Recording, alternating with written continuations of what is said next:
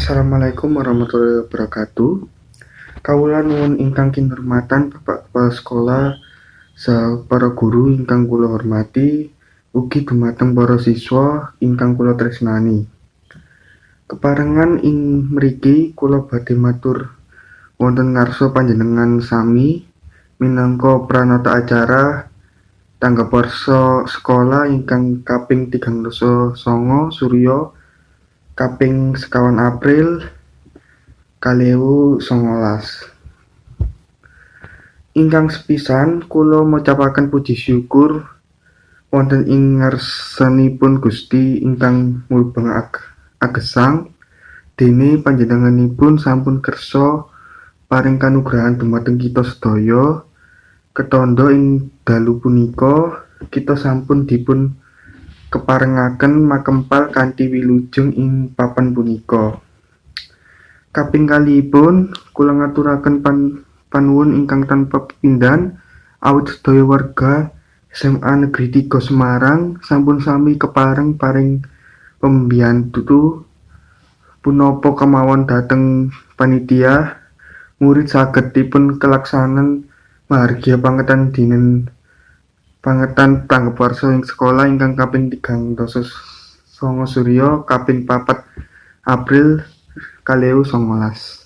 Susunan acaranipun inggih punika pembuka, tembang sesarengan tembang himne SMA Negeri 3 Semarang, sambutan kepala sekolah, sambutan ketua panitia, sambutan ketua komite, piwaosan donga, lan terakhir penutup. Mengkaten menggah rantamaning adicara ingkang badhe kelampahan, salajengipun kesekacaaken lenggah dumugi paripurnaning adicara.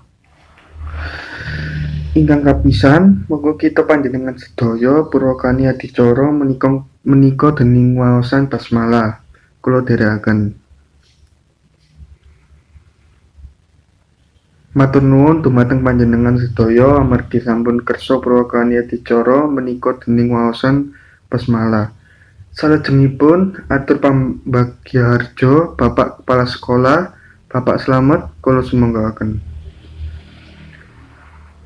Matur nuwun dumateng Bapak Slamet ingkang sampun kersa atur sesora. Salajengipun atur pangandikan saking Ibu Nabila minangka ketua panitia. Ibu Nabila kula sumanggaken. Matur nuwun dening Ibu Nabila ingkang sampun kersa paring atur sesora. Salajengipun atur pangandikan saking Bapak Arifin minangka ketua komite.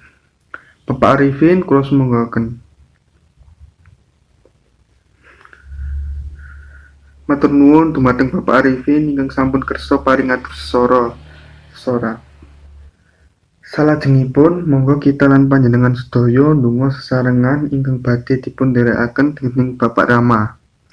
Bapak Rama kula sumanggaken.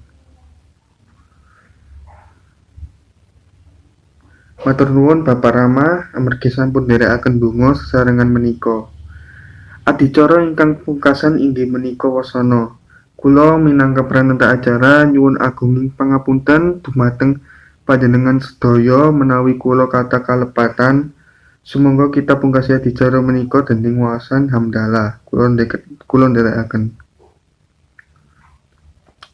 Matur nuwun sedaya. Wassalamualaikum warahmatullahi wabarakatuh.